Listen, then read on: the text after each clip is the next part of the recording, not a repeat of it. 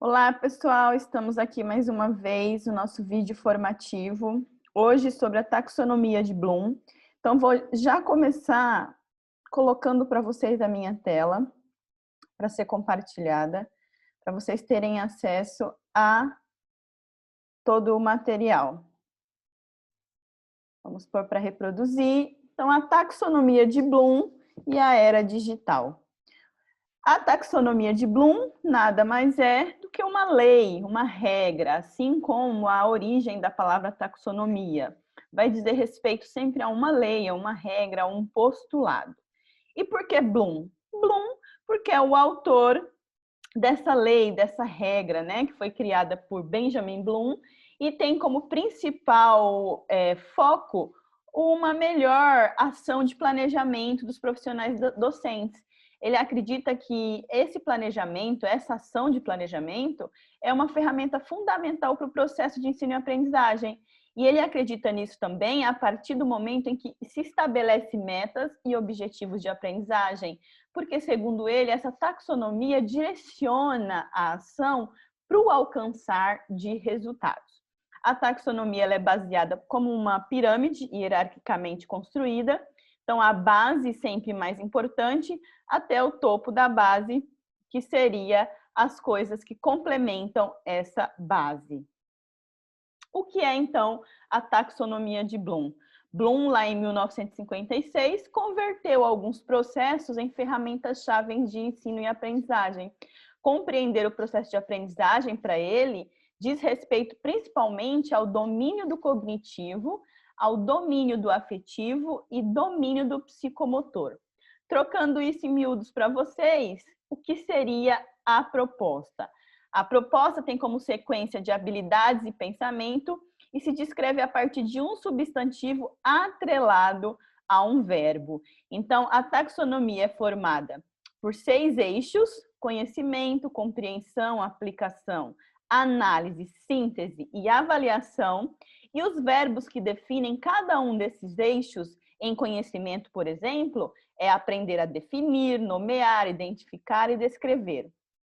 No substantivo compreensão, o verbo está associado a diferenciar, contrastar, explicar. Em aplicação, o verbo associado é demonstrar, classificar, experimentar e descobrir. A partir do eixo em análise, o verbo associado é definir, nomear, identificar. A função de síntese, né, aprender a realizar síntese de determinados assuntos, vai dizer respeito aos verbos de reordenar, substituir, reinventar, propor hipótese e por aí vai.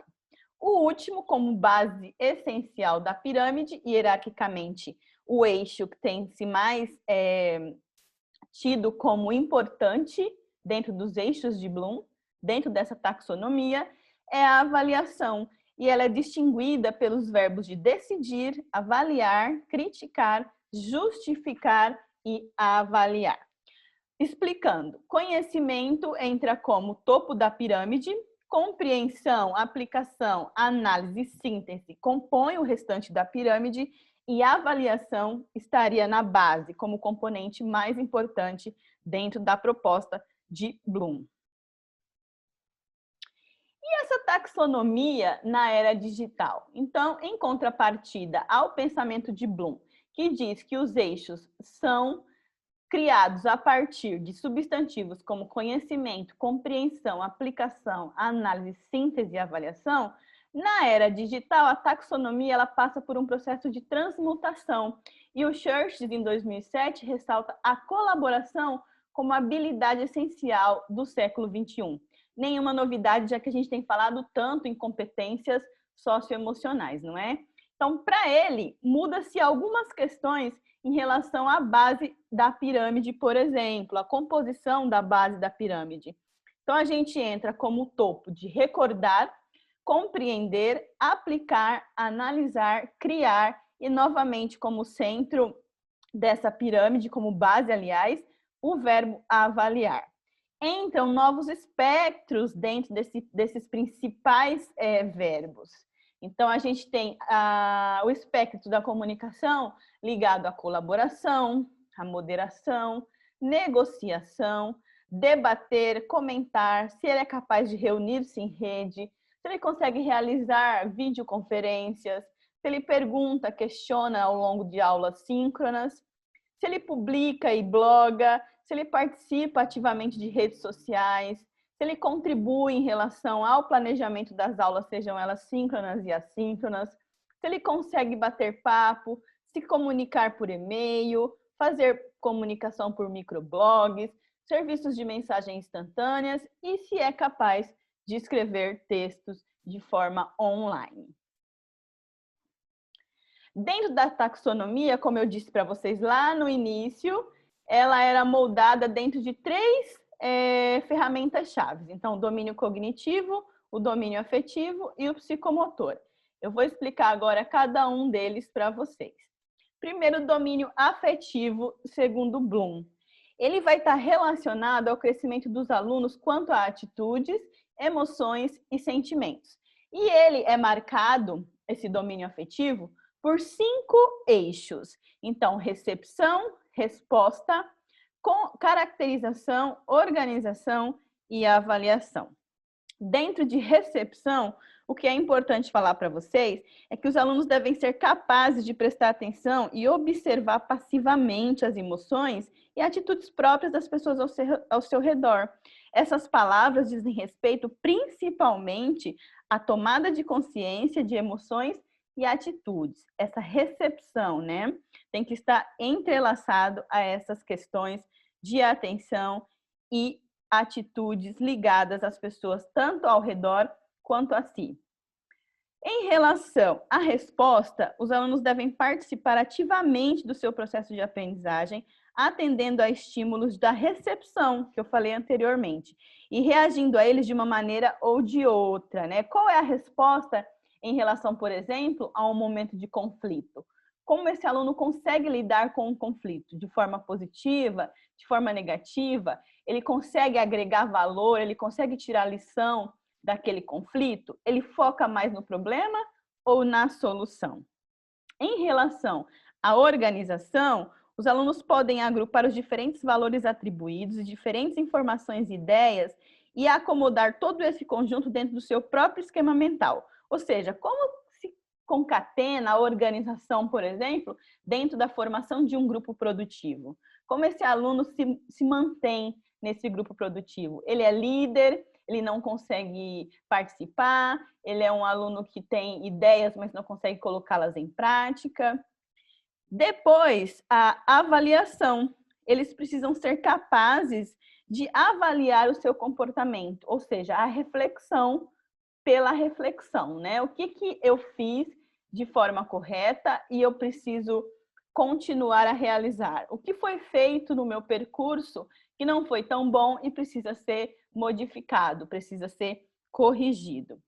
E, por fim, organização e caracterização, que eu já falei organização, mas a caracterização está atrelada a esse componente, justamente na relação em que o aluno deve ser capaz de tomar a sua decisão a partir de uma ideia, de um pensamento que não sofra a influência de outrem.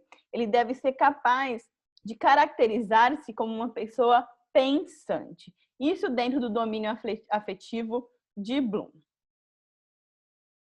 Depois, a gente tem o domínio psicomotor, né? Que é formado também por algumas palavrinhas-chave, por alguns eixos, e aí eu vou explicar para vocês cada um.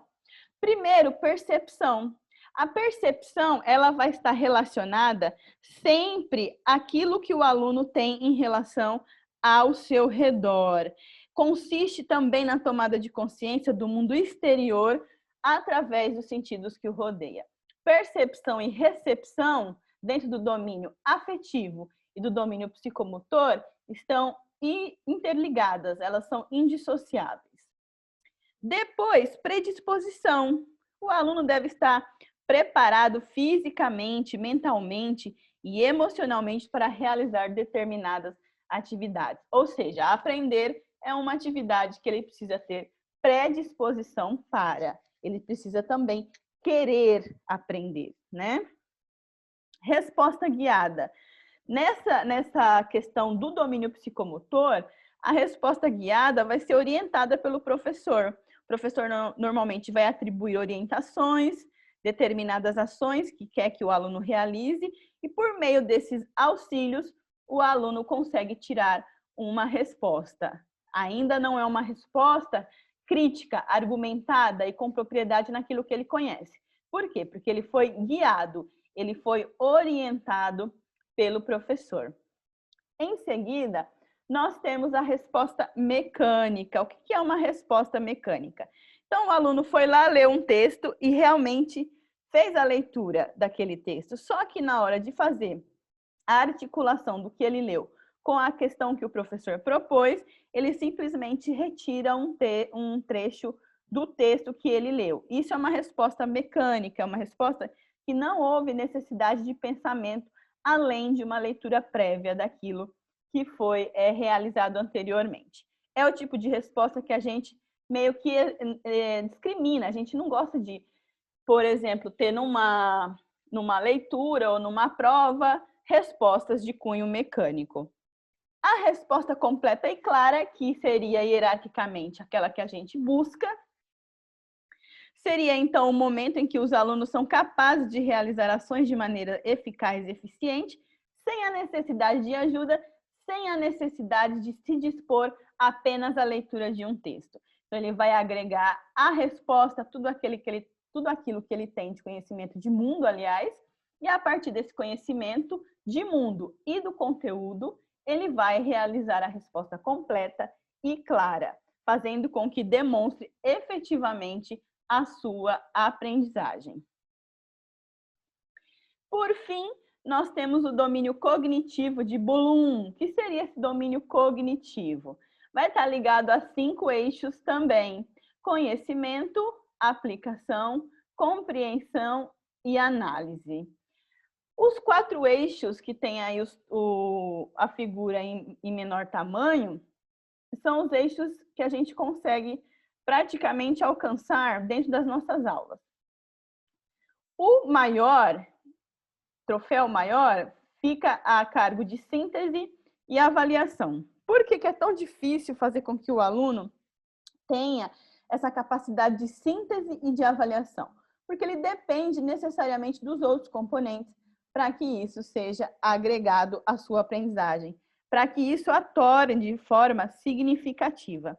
Por isso que é tão complexo a questão da taxonomia hoje, por conta de um estar interligado ao outro e dificilmente a gente consegue dissociá-los.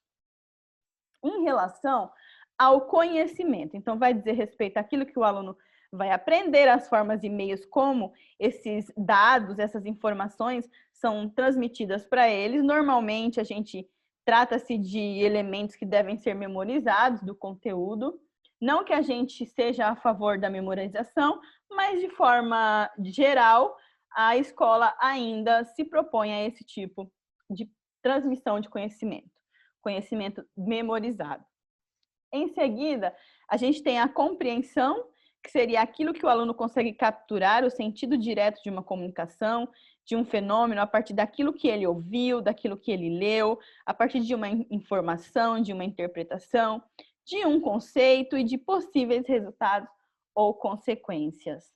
A aplicação desse conhecimento, dessa compreensão, vai se referir à capacidade que ele tem de aplicar as informações adquiridas, levando e criando novos problemas e novas hipóteses.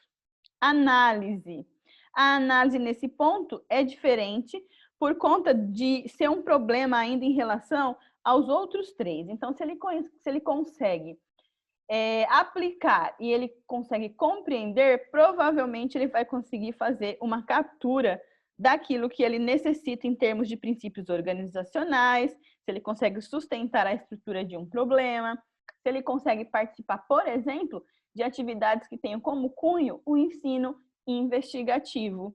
E aí, para fechar esse domínio cognitivo, a gente tem a capacidade de síntese e avaliação, como eu falei anteriormente, inclui a atitude crítica que os alunos devem ter diante dos fatos que compõem o problema.